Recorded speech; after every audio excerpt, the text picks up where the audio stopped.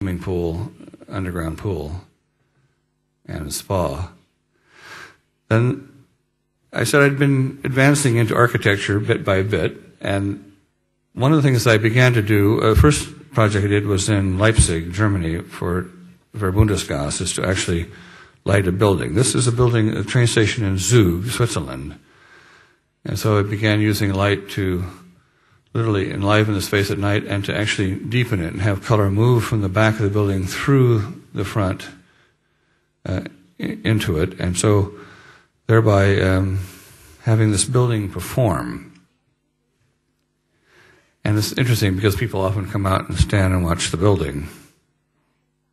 Something we don't normally do with architecture unless you're really into it. But that's another thing about contemporary art. Often people have this distance with contemporary art, partly because they look at it as opposed to entering its realm. And if you are to really let it be, it's important to look into the work and sort of understand the realm that this is created from. There was an artist, Clifford Still, in America, who was an abstract expressionist, and he said he was painting pieces of space, and it was like mapping continents of thought. And if you put them all together, it made this realm that within which he loved to exist. And I always admired that kind of thought.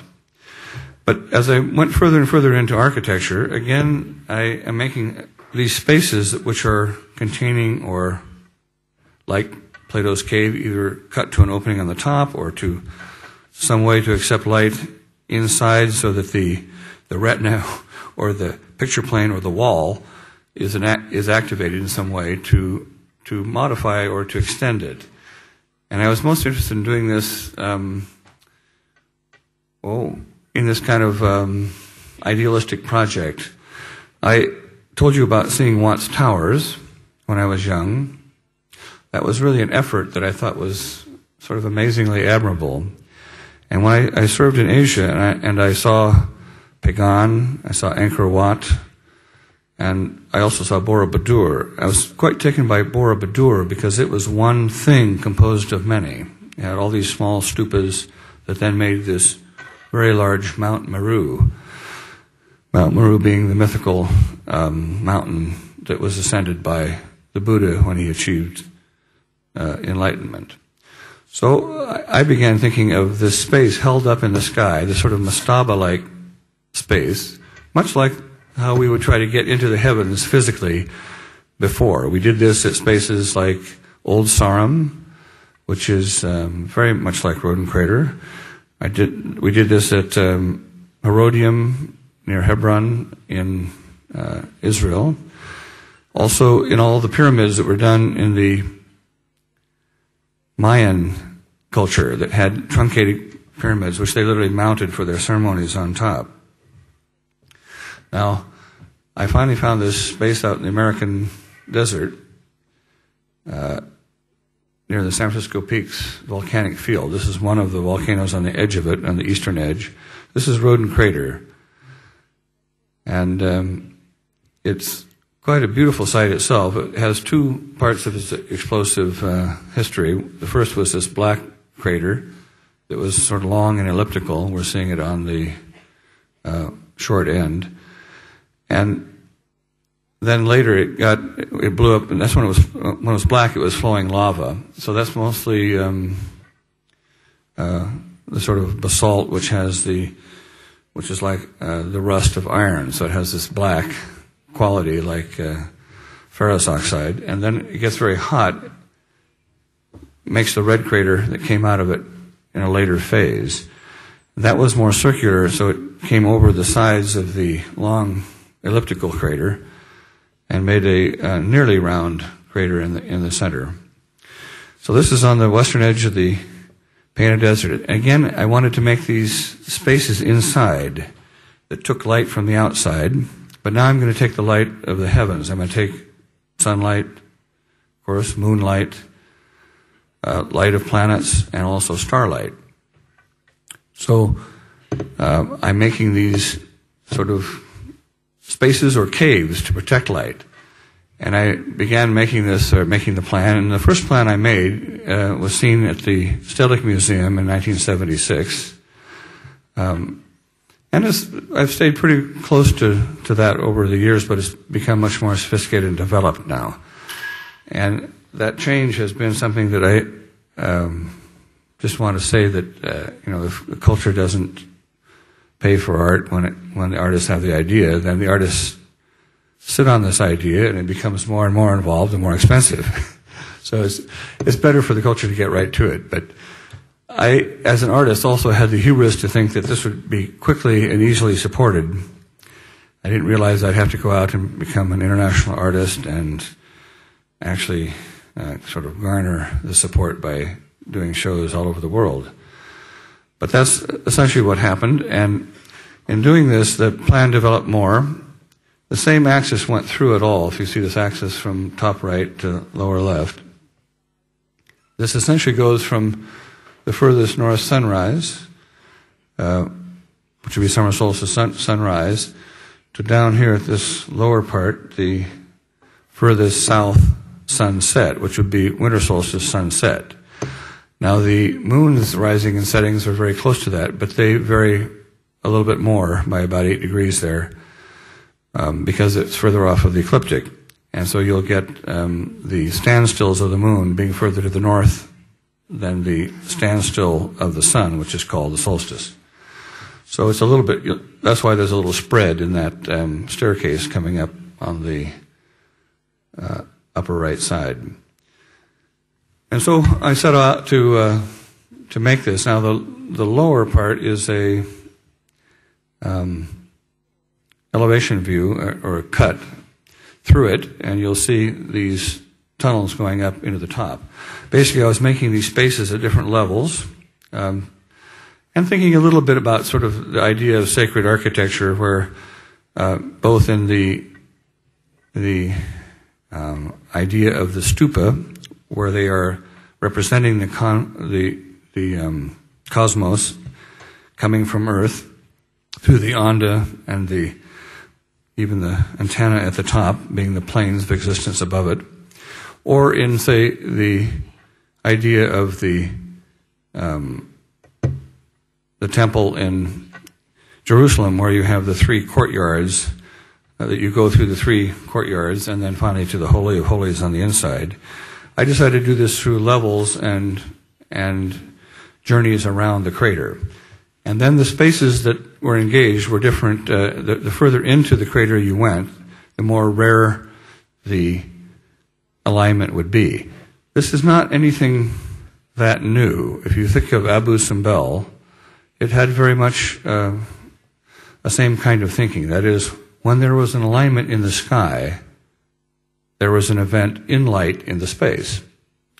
This is also true with Newgrange. Newgrange was done for the winter solstice. Abu Simbel was done for the birthday of Ramses, and then the unbirthday, not separated by 6 months, but the same distance away from the solstice, because as you know, we go from a short day to a long in June, and then from long day to short, a mirror image back. So in this, I'm thinking of this space that actually, essentially, in this stage set of the painted desert, which is exposed geology. So in this stage setting of geologic time, I then wanted to make these spaces that engaged light of objects in the sky so as to play the music of the spheres in light.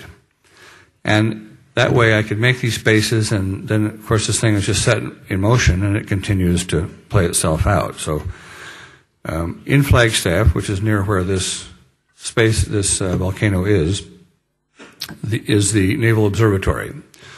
So Richard Walker of the Naval Observatory, who is a double star expert, was the first to come and help me and be very interested in this. The thing that's very interesting about many of the astronomers, and particularly the ones in Arizona, is that very few of them are interested in organized religion, as many scientists will be very similar. But I would say that there are a few of them that are not in some way spiritually minded, because in some way they're looking into especially if you're an observational astronomer, you're looking into the face of God every night. And he was quite a remarkable man and helped me with all the astrometry of this piece so that I could select different things so things would keep happening. You just didn't have something happening once a year or on each of the solstices twice a year. And also, that's where I also discovered that we have some kind of strange and meaningless things like the equinox, which is sort of a halfway period, so that it wasn't that interesting to mark.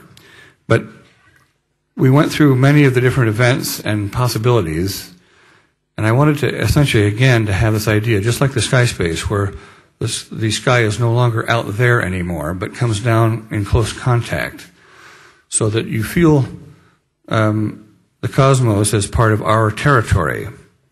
This is an area where there's great seeing, because at night you clearly, unless there's a big moon, you'll see the division in the Milky Way. So you actually see the spiral arms. And to bring this into our space, so it came down, you had a large image of the moon being down in the space where you were. Now here are some of the shots of the crater. That's the top is looking down on the bowl. And in that space I wanted this bowl held up in the sky as the last thing you came to. So as you went through these spaces, you went through, first of all, you could dark adapt by going into the crater, in tunnels. These are all made underground so as not to change the beauty of the volcano itself, because it's a very nice looking volcano and quite an interesting sight. So everything is made on the inside. That's also because I need this idea of the cave, so I can actually make strong light events that are not too powerful. For instance, here you'll be able to see your shadow from the light of Venus alone. Now, I found out that wasn't quite as rare as I'd thought, because I guess it's been 3 years ago when Venus was at its closest, and there was a non-moon night, a moonless starry night. It was actually possible to see your shadow outside. But that only occurs every 100 years or so, so that won't be happening again in our lifetime. But I'm making a space where that is possible, so you actually can feel that light reflected off of Venus. And I thought of myself as someone who is actually conjuring up these spaces inside. Here's one where on the left side it takes on the right side it takes it is the left. The southern lunar standstill on this stone. It's a large black stone of black granite, and in the center is a white stone, solid white stone of white marble. On one side, it'll take the image of the furthest south sunset or moonset, which is the southern standstill of the moon, and on the other side, it takes the north sunrise. So that axis is north sunrise to the opposition south moon set. And then the axis on the other side is repeated the opposite way. That way I get all the major standstills of the moon and sun, and then we get also two other spaces where we get the two minor standstills of the moon. So what happens is that these objects and events are brought down into the space where you are. Now, because it's aimed above the horizon, you can then walk up the tunnel and 20 minutes later see the actual sunset. So this marks it, or pre-marks what is actually happening. The opposite is true on the sunrise, where you can actually watch the sunrise and then you can come inside, see it, and it's much better to look at the reflection than to look at the sun. So you'll notice also these tunnels have baffles on the walls in that last shot here, and that's so that the light low incident light coming down the tunnels do not degrade the resolution of the images. And this way I can get full